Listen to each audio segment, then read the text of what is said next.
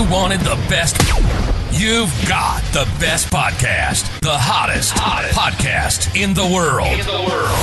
The Chris Voss Show, the preeminent podcast with guests so smart you may experience serious brain bleed. The CEOs, authors, thought leaders, visionaries, and motivators. Get ready. Strap yourself in. Keep your hands, arms, and legs inside the vehicle at all times, because you're about to go on a monster education roller coaster with your brain. Now, here's your host, Chris Voss.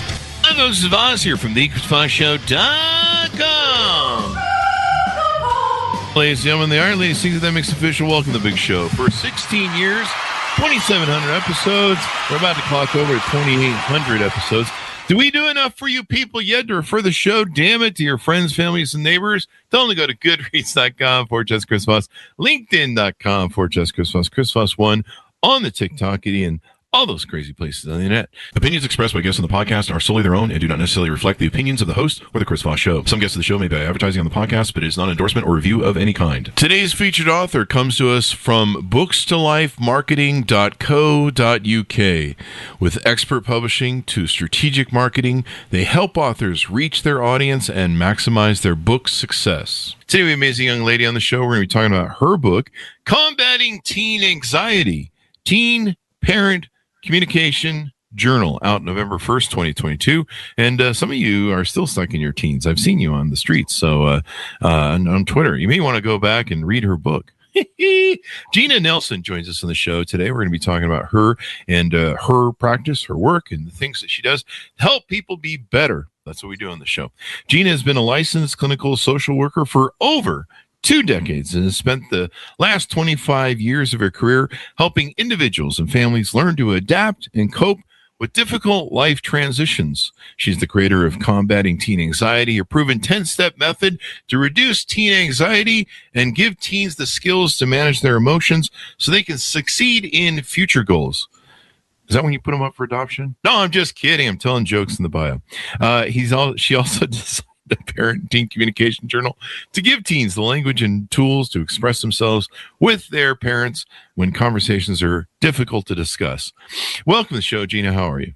I am so excited to be here, Chris. Now, is there cages involved in this teen negotiation work on these kids? Is that how it works? I've only had dogs, so all I know is crates. We would like to avoid that, if at all. Okay, let me make a note of that in case I was going to adopt some kids because I need my car washed. So anyway, give us your .coms. Where do you want people to find you? www.combatingteenanxiety.com. We'll take you to some information about combating teen anxiety and a free mini course for parents. It's like an express course to teach you a little bit about how to help your teen with their anxiety.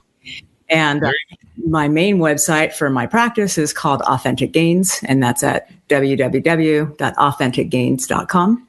Yeah. And so give us a 30,000 of what this book is about. Yeah. Well, the book is really about teaching parents and teens how to communicate together, because teens just don't have any awareness of their bodies.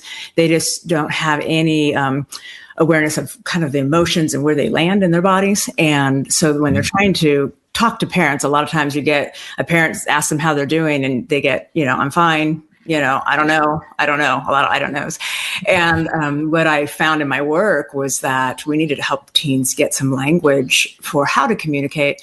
And we also needed to give them some kind of technical format so that they could formulate what they wanted to say in a non-defensive communication style. Oh, I've played engaged father-in-law. Is that how you turn? Stepfather? Oh, yeah. Engaged stepfather. So it wasn't an official stepfather. But I played engaged stepfather. And I remember the young lady I dated, her son was turning like 11 to 12. And so he was starting down that teenage road. And you could tell he was trying to figure out his ego and his self. And every now and then he would blurt out something that would just be really offensive, like backtalk us, like, why don't you guys go F yourself? Something to that degree. And he would immediately, no sooner would leave his mouth than he had this look on his face like, oh shit, did I say that? Did that just come out? And I mean, at least he had the I don't know what you call it, the consciousness to be like, I just said something really bad. But I guess might be an example of what teens are going through, where they're trying to self-actualize, maybe. Yeah. And what that example that you just gave is a perfect example of a teen who's getting really anxious or dysregulated in some way. And they just kind of blurt out whatever's on their brain in that moment from a place that's not really safe. And what usually happens is the parent receives that comment and it comes out as now the parent's defensive. The parent is kind of dysregulated themselves, and they might say something that they didn't mean to say, or respond in a way that's not safe.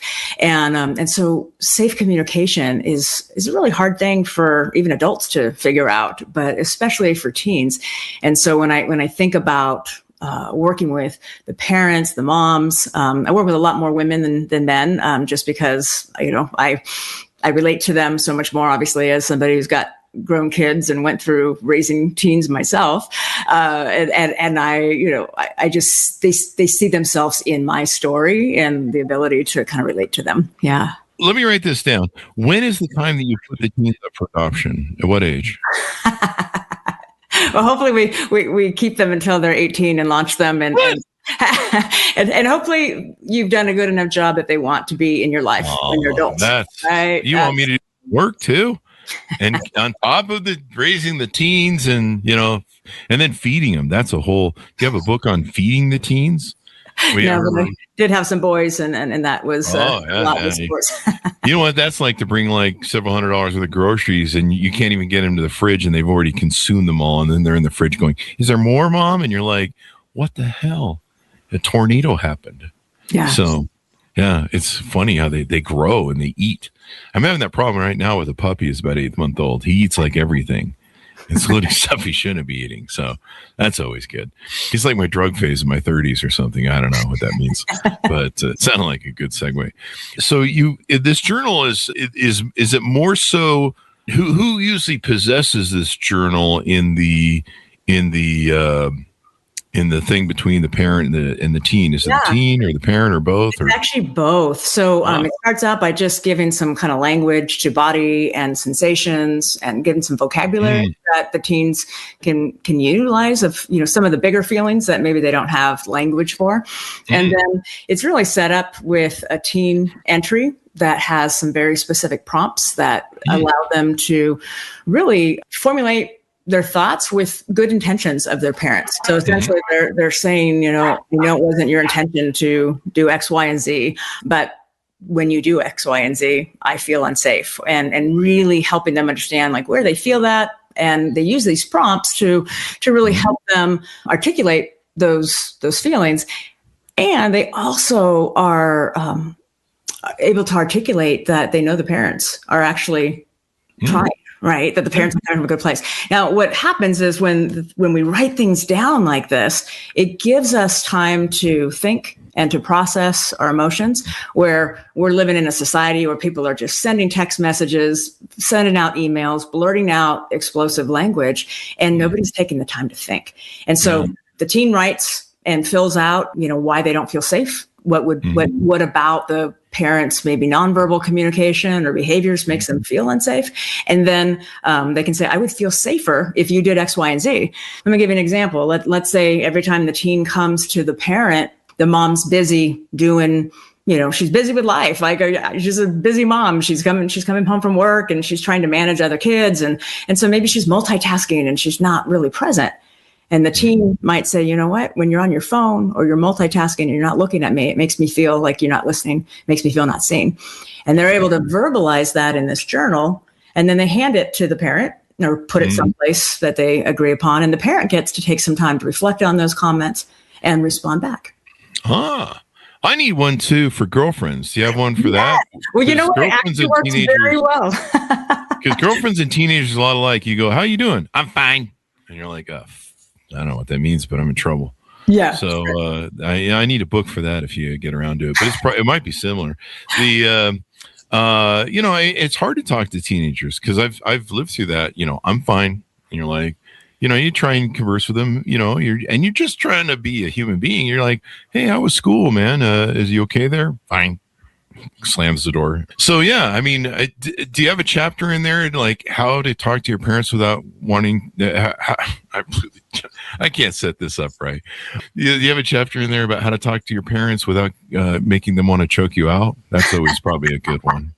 No, but I will say that in the actual program that I've created to really teach some of these, more in-depth skills, we're gonna go much more in depth into those. The journal is kind of a foundation of learning how to communicate, because more often than not, as I'm working with moms who are really struggling, a lot of times they're saying, I don't know what to do. I try and do everything possible, but in reality, moms, all of us have nervous systems, and all of us are kind of bouncing back and forth between kind of that sympathetic fight flight and a place of safety.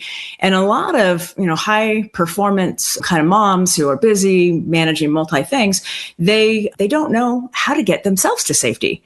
And so part of what the teen is watching is what's going on in the home. What's the anxiety like? Is mom able to rest? Is mom able to do some self-care?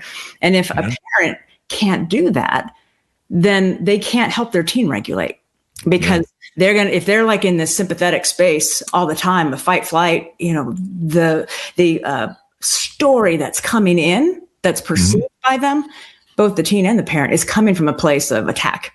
And so then our communication's in that sympathetic attack. And what we really need is we need both of them to get to a place of safety, so that if they can get safe and calm down, we can circle back into a conversation that's much more productive and, has that kind of safe connectedness to it. You bring up a good example, because what I found, and I've always tried to create what a lot of people refer to masculine frame or frame, which is a control position in some sort of either in a relationship or a small relationship, or you're negotiating, or you're you're in my frame right now. You're in my show. And so it can easily become your show if I don't maintain frame, and you would take over and basically start hosting it, which I've done on podcasts. I'm like, this guy can't host, so I'm just going to do it. I'm just going to take over. And so frames can shift in keeping frame. And one of the aspects of frame is if you can create that environment that you talk about of safety and security and calmness and peace. And a lot of times as men, masculine, we practice that in our relationships. But like, for example, right now I have a new puppy, and he's 8 months old, and he's come from another family that has really this is why I start from zero with dogs, but he's got some bad habits. And so one of the things we notice when I first brought him home was he was really just crazy freaking out, a lot of food anxiety. You give him food and he'd just eat it like it was nonstop, which is bad because they can aerate it into their lungs and die. And so I had to start creating a peaceful environment from him. And the other thing I learned about dog training and probably employee trainings, people always say, why are you so good with kids, Chris? I'm like, I've had thousands of employees. And is creating that environment of peace. And if you do that, if you exemplify that, and I learned this from, who was it, the dog whisperer guy, that your energy, if dogs feel fear in you, then they're going to feel fear, and you're going to have that fight or flight like you talked about, where you're bouncing off each other and no one's getting anywhere. It's just getting worse. But by having that calmness of energy, my dog is slowly adapted and conditioned to where he's like, it's safe here. It's okay. I don't have to freak out. I don't have to flip out. And I think what you spoke to, that if you're, as a leader of the family, as a parent, because if you don't, your children's going to take frame and be the leader. You've got to create that safety place of peace. One of my friends used to say to me about children, a very wise man, he taught me a lot of great axioms. But one of the things is he goes, you can't overly constrain children. You can't try and lock them down and you will behave this way. He goes, you have to give them a big hallway to bounce around and stuff, but there's still containment in the hallway. So they have room to move and I don't know. But I don't know what your thoughts are on some of that. Well, I have a lot of thoughts on that. I mean, I'm an EMDR therapist, and when we look at kind of core negative beliefs that people carry, they kind of land in these areas of control, over responsibility, this kind of defective shame category of worthlessness, failure, and safety. And that could be physical or emotional safety. And the interesting part about that is all of those core beliefs about ourselves formulate before the age of 8. So we have to look at what's happening in families under the age of 8. And so if you've got a parent who is anxious, you've got somebody who really hates uncertainty and needs certainty with control, and they've got some rigidity of like, this is what my kid's supposed to do. There's the performance aspect of, Susie's, kid is doing X, Y, and Z, and look at how Susie's performing. And now mom is like, ooh, this is a reflection on me if my kid's not doing well. And so now we got shame going on for mom. And mom's going, okay, now if I can't get my kid to do the things and I start getting more rigid and controlling, you get kids that are starting to rebel because they feel powerless. And so all of that is so important because a parent, a mom, dad, they have kind of their own energy, right? They come home from work and sometimes it's, oh my gosh, the kids are saying, what mood is mom in? What's the temperature when dad comes home, right? And the teen's nervous system, way before they were even a teen, learned whether they could speak, whether it was safe to say things or ask for what they needed based on how the parent responded. Yeah. And that's about the parent's nervous system too, right? Yeah. Yeah. And, frame is just so important. I mean, like I said, if you're, I wrote about this in my book, Beacons Leadership. Even as a parent, you're a leader. You don't have to be a CEO to be a leader, because I've had people say that to me. I don't have the title, so I'm not a leader.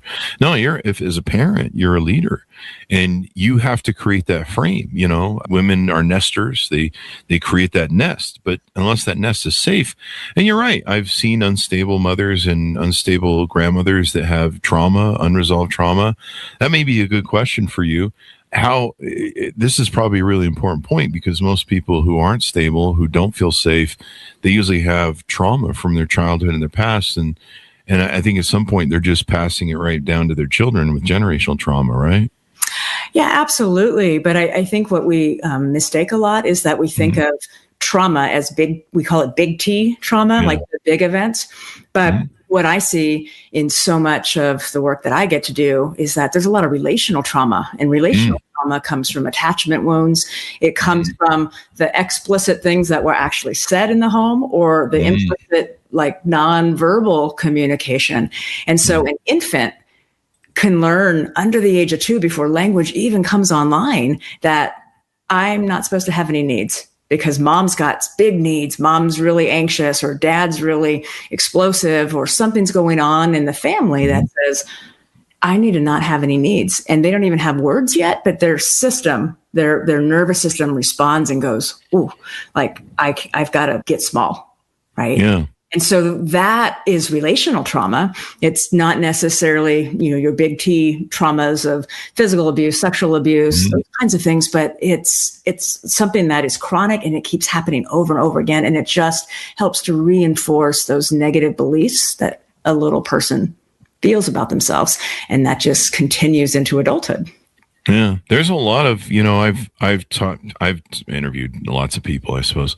And then over my life of being single, I've interviewed lots of women, and I've seen kind of I am at the end game, so I'm seeing the end game now, but I'm seeing the end game of what a lot of unresolved trauma does. And whether it's big T childhood trauma, as you mentioned, or whether it's just slight, like divorce trauma. Like I'll talk to people, and they'll talk about, how confused and how unsafe they felt during a divorce between their parents, and, the juggling, and sometimes the hateful back and forth, they have to witness.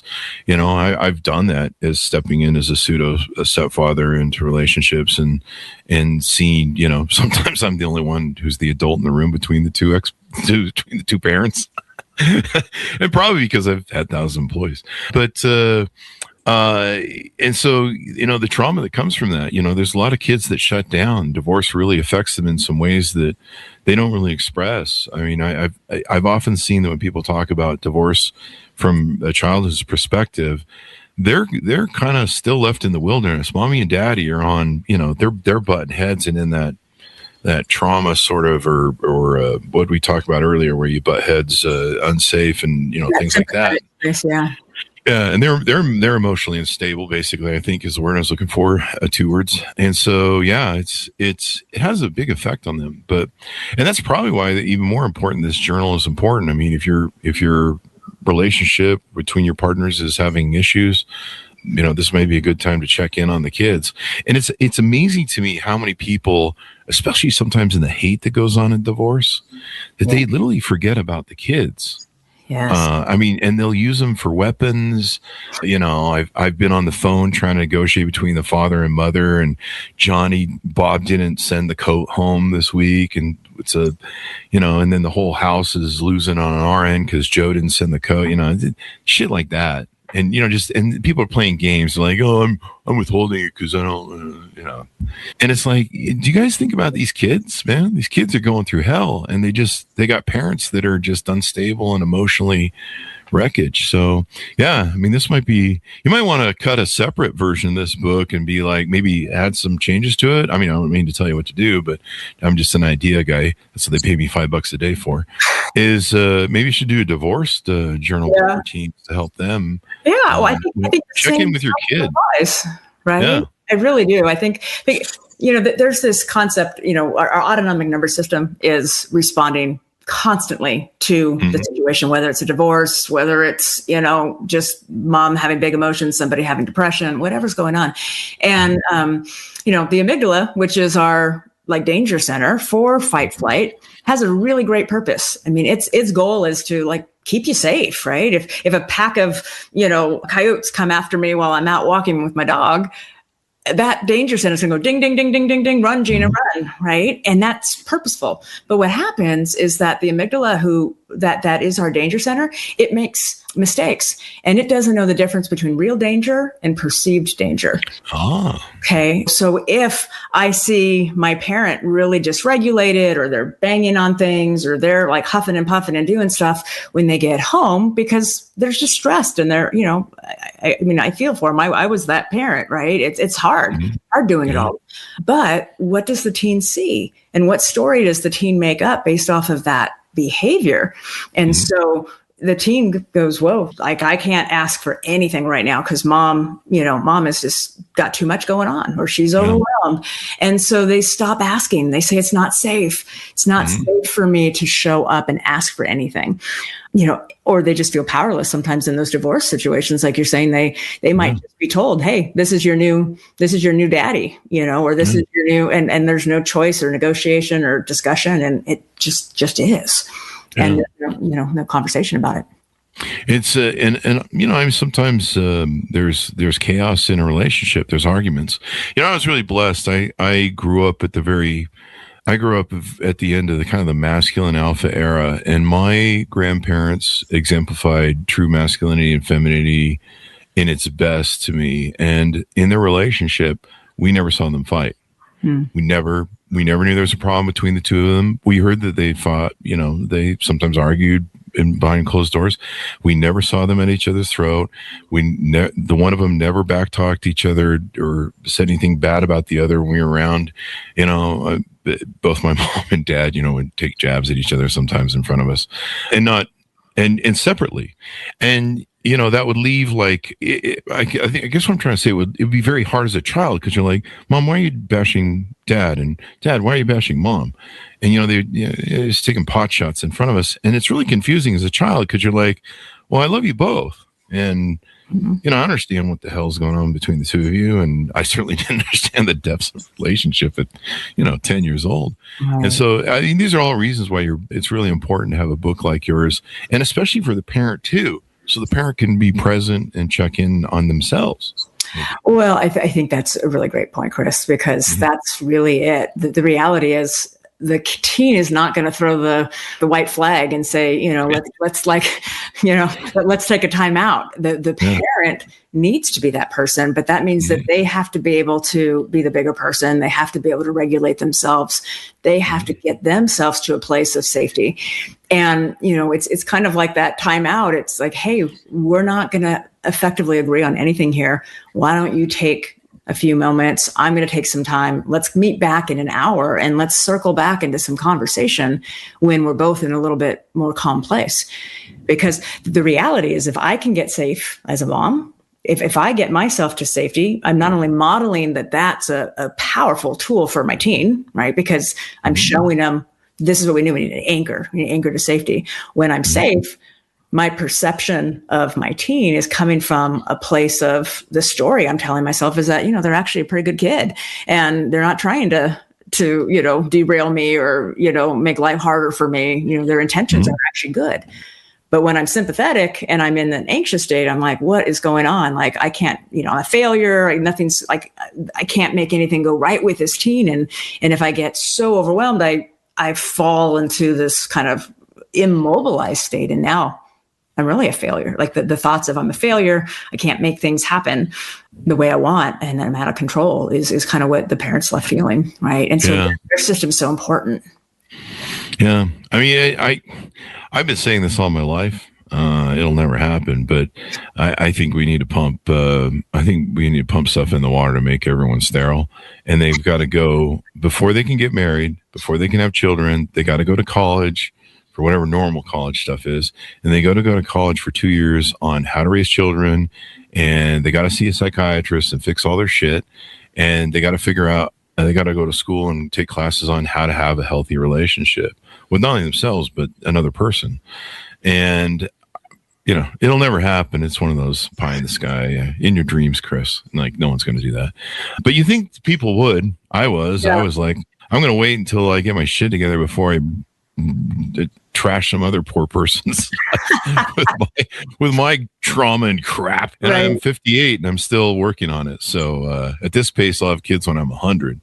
Anyway, so this is good to have this book where everybody can kind of understand. And I think frame is really important for parents to understand. If whoever holds frame holds power. And, I see we're going through that tussle with my dog right now. My dog has a lot of anxiety. Teenagers have a lot of anxiety. He's kind of learning. He's learned some bad habits to express himself, like getting on the counter, jumping on people. I mean, he doesn't just jump on you. He runs and barrel body slams you, which isn't fun. And my mom's 83 and I'm just, it scares me when he starts doing it. And so I have to create boundaries and containment and conditioning and teach. And I have to make sure that I'm consistent. That's another thing. And so he's acting out in a way where he's asking me, hey, is this okay that I'm doing this? Do I need, I'm doing this. So it feels good. It's kind of fun. I come up, run up to people and jump on them and I'm excited. And they seem to be excited because they yell and scream. And I think as a parent, you have to create frame and be boundaries. I mean, boundaries are probably maybe something you talk about in your book. Yeah, well, I think that probably more in the program and even in the mini course that you're going to learn more about that. But essentially, I think the foundation is if we have too strict boundaries, like you said, it's just the rigidity of that. In today's culture, we've got a clash of values too with teens and parents, and they might be like, here's the boundary. Like, these are the rules. You only do X, Y, and Z. And the teen's like, hey, I don't fit into that, those rules or that, and there might be some variation there that's causing them to also feel unsafe. And so, yes, boundaries absolutely are important, but we have to be careful of, is that boundary coming from a place of control because the parent feels out of control, or is that a boundary from a safe place from parenting? My favorite boundary is sending them off to military school when they're 2. And then, we see them in like summer times, but I also faked my death and moved and changed my ID. So they're not going to be able to find me by the time they turn 18. I'd have made a great parent. Anyway, this is anytime my nieces and nephew call me to be, our parents are being slave drivers. I'm like, well, let me explain to you how life at my house would go. Because, it's not going to be all fun and games. And if you want to eat and you want to sleep inside, then you got to do chores. And they're like, oh, chores. I guess parents don't do chores anymore. Anyway, so let's talk about some of your work that you do and offerings of services at combatingteenanxiety.com. Yeah. So at combatingteenanxiety.com, parents can go into that and they can receive a free it's like a three mini course series that gives you just a lot of some kind of high level tools. And then there's also a very comprehensive 10 modular program where I work specifically with the parents and teach moms more specifically. I'm not picking on moms, but moms are going to be more apt to actually do this work and more invested sometimes than dads. Although I've taken dads through the program before, but I would just say that moms, I think, are definitely more kind of my target of who I'm working with, because they're the one that the teen's looking to for so much of this validation. And so by doing that, they are learning everything from shame, resilience tools to kind of their own triggers. They're learning all the different things that, get them activated, as well as how do we calm ourselves down. There's just so much value in walking into the vulnerability of it and being able to model some of that. I'll tell you some of the things I've noticed from some of the teens just in working with them is that some of them think, hey, my mom doesn't have any imperfection. She's so perfect. She did everything right. She's got this great job, and why is that? It's because maybe the mom has such a intolerance to vulnerability herself that she only shows all of the success. Yeah. And so, hyperachievers, people that are highly successful, they might say, hey, my childhood was great. I got everything. It was a good family system. But the reality is they're still hustling for validation externally. And so when moms feel great in their work, feel capable and confident there, but come home and feel like I'm a failure here, that's where you're going to see a lot of dysregulation happening at home. And so moms learning how to regulate themselves, me being one of those moms who needed to learn how to regulate myself and understand the impact that I had raising my own teens. That's why I do this work. It's because if I can help parents change the trajectory, I think what we're looking at now is we're seeing a whole generation of young adults who are saying, talk about your boundary. I don't want anything to do with you. In their early 20s. I mean, this is what we see in TikToks and things coming up with that. And why is that? Because they didn't feel seen, heard, recognized. And so when they get a choice, some of them are pushing back pretty hard. And my hope is I don't want that for everybody. I want adults, teens grow into adults that actually want to be in connection with their parents. Now, I think the whole problem with your system here, though, is one thing. When I was growing up, my parents and most parents in the 70s, they made their childhood's life a living hell.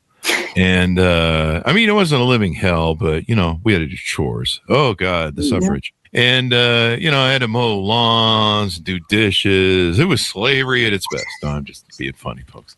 But no, they, and it was espoused to me that 18, I would be moving out. And so they basically did things that made it so that I really wanted to move out at 18. And here's the problem. I see this with the Gen Zers. I'm not going to name any family members, so let's put it that way. But they made life so cushy and so, I don't know, lovey and kind and safe. Maybe safety is the right word. They made it almost too safe because now the kids don't want to move out of the house. Yeah. Yeah. Well, you're seeing that too. We kind of got a failure to launch. We need to have just beatings on Saturday until the morale improves or something. I don't know. Well, we do around here. But here's the other side of that, Chris. What I would say to that is if a parent was more of that helicopter parent or overfunctioned out of their own anxiety, they didn't give their kid the opportunity to learn to fail.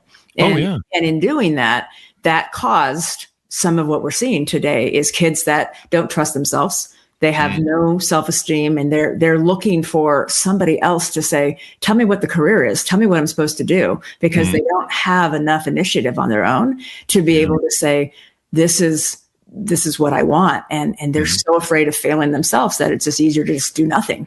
Yeah. Failure to launch. Yeah. And, we're seeing that. They're struggling with relationships. They're struggling with everything nowadays, even going to school and what they want to pursue and what they want to do. And now one of the problems, I don't know if you address this probably in your work and book. I'm sure you do. You kind of can't avoid it. But, when I was growing up, we didn't have cell phones and social media. And my friends now that have daughters, especially daughters, geez, I would not want to have a daughter in today's world. I just think of all the evil that I know is on the internet. And he has 3 daughters, a friend of mine, and he has to sit down regularly because they finally reached the age where he's finally let them on Instagram, and he has to have conversations about how, these girls that are doing this isn't appropriate, this is against our religion or whatever, but also explaining to them how they should value themselves and stuff. But it's a constant battle because these girls and even boys are presented with all sorts of wild, crazy stuff on the internet that, is being told to them that, hey, this is the cool thing to do and this is what you should do. And, some of it might be good, but a lot of it's really, destructive or self-destructive. And so how do you navigate that as a parent or maybe as a psychologist with you, utilizing your journal?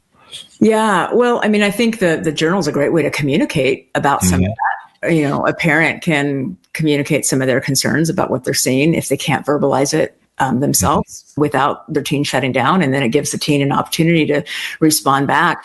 And the hope of my journal is it is the kind of the foundation for other communication. And so they use this to kind of start communicating back and forth until they start to learn language that they can actually come back and sit and have a conversation and speak more from like a more emotionally mature place, right? Versus that emotional immaturity. But yeah, I think social media is a huge problem. It's a fun place to be at times, and there's a lot of danger, and there's a lot of, that instant gratification, and it's a time sucker that is also not just for the teen, but also for the parents. And so, I go out to a restaurant and I see a whole family sitting at the restaurant and everybody's got their phones. And I'm like, are you texting each other or what's going on? So communication, like we lost, like there's a generation of kids, the COVID kids that grew up with people that lost so much in communication, and they became the telehealth, chatting, through Snapchat and all of that.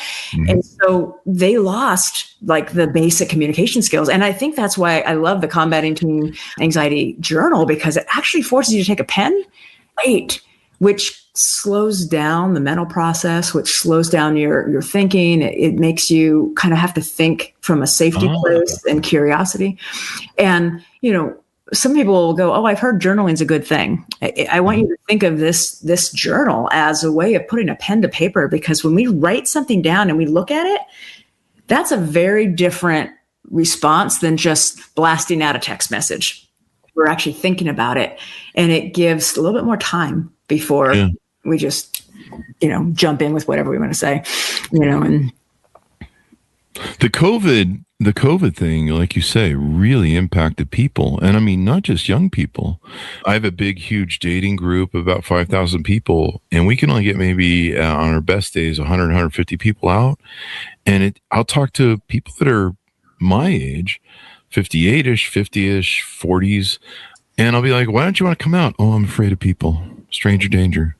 And you're like, they're like, I don't know anybody there. And you're like, you don't know anybody at the gas station either. The store and wherever the hell else you go, the mall, you're fine going there. Like and you don't know anybody there. At least we qualify people through the dating group.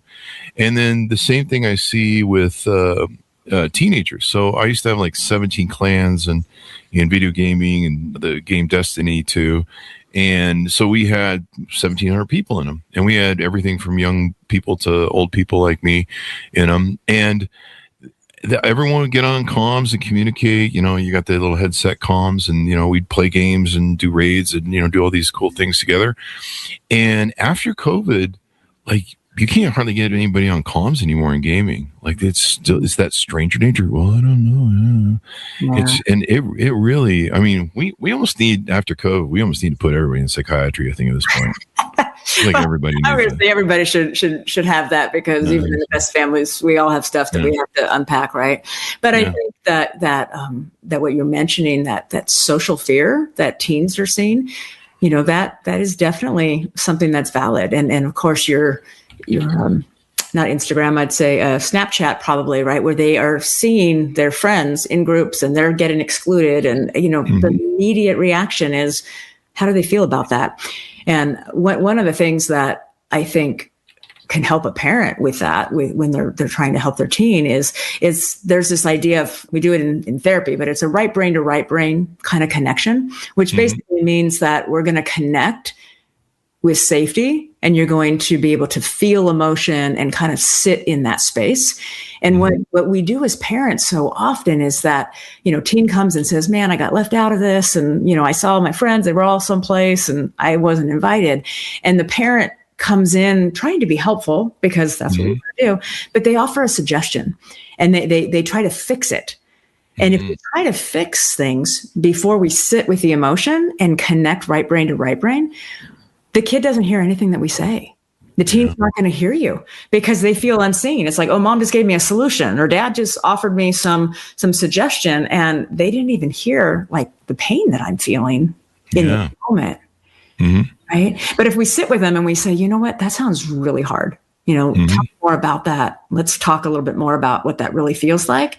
And we connect. Then together we can problem solve. Yeah. But we got to connect first.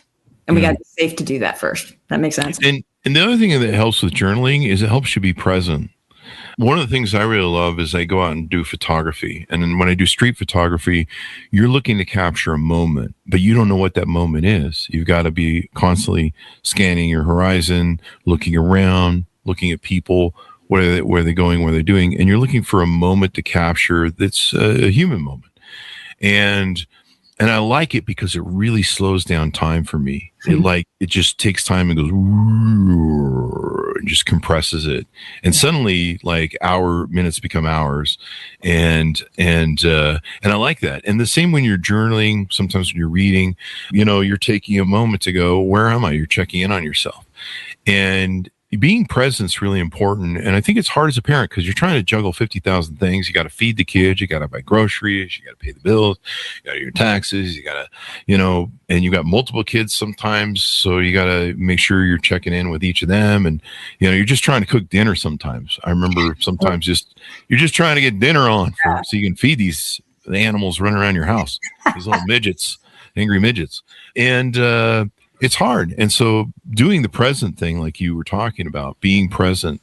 And, I fought with that with my dogs. There was a time where I was really out of alignment, where I couldn't be present. And I knew I couldn't be present. And I was fighting just to be like, can you shut up, brain, long enough for me to just be in this moment and to connect with my dogs. And you're right. Whether it's dogs or kids, they will act up if you're not being present, connecting with them.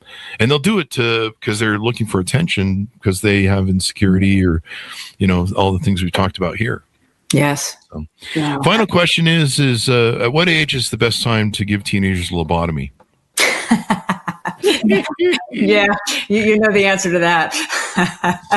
But I think the reality is that we're a society that's throwing meds at kids too soon. That's true. Right? And I think that sometimes if we could just look at the system and what's really happening rather than just identifying the teen or the kid as the problem, that if we could get curious about what's happening for us as parents and our own life and how we show up, maybe not the way we want to show up, that maybe we could stop some of the anxiety that we have right now. We could teach people how to communicate better and let people feel seen. So there's not such a sense of not being seen. Yeah. I mean, when I'm present with my dogs or trying to bring them calmness and create frame, especially sometimes, I go in the backyard and they're just out there just bouncing off the freaking walls. They're huskies. So they have, I don't know where they go, but they buy some sort of crack energy off some street dealer once a day. And so I have to go out and establish frame because they're in their frame. And I have to bring calmness and peace because otherwise I'm going to get run over and hit and jumped on and all the things, the behaviors that are kind of okay for me, but I don't want my dogs doing that to people when they greet. There's nothing worse than when you're a man or woman and, some dog jumps up on you when you don't know the dog. You don't know if you're going to get attacked or, it's going to tear your throat out or whatever. You don't know what's going on. And so, kids are the same way. I mean, I've seen a lot of kids that act out. The middle child always has issues because they're kind of between the two. The first and the third child, if you study, birth order? Oh, yeah. I'm that middle child. Yeah. I mean, my little brother was the middle brother, and I think he's still working on trying to get attention at this point. And I saw it with my uncle. There were three stooges were my uncles, my father, and his two brothers. I call them the Three Stooges. And the second one, yeah, he had the same sort of issues. But it's interesting. I wish people would, before they had children and got married, they would think about these things maybe more. But I mean, people are going to do what they're going to do, right? Right. I think we figured out what causes those children thing.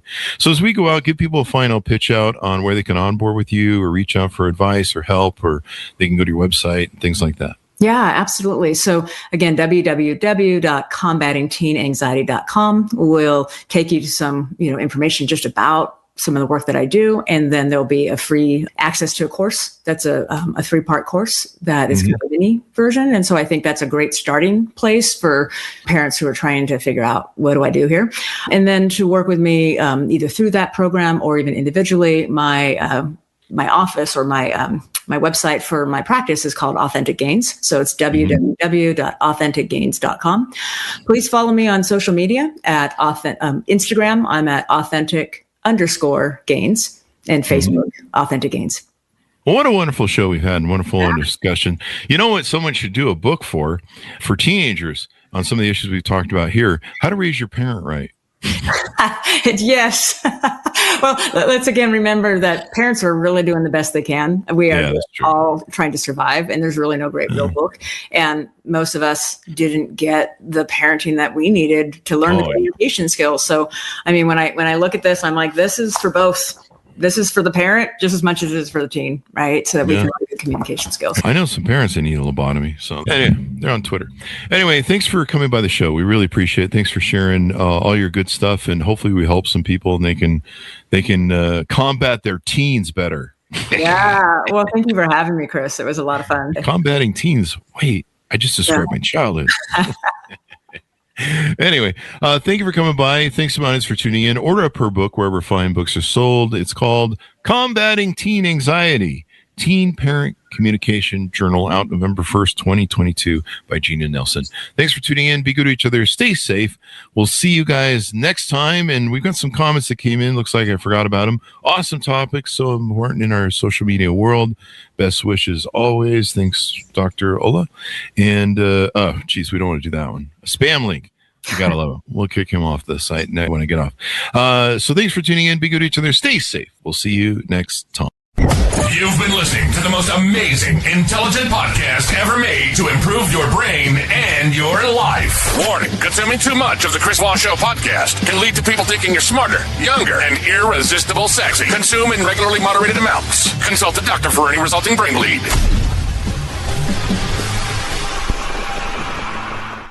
All right, we should be back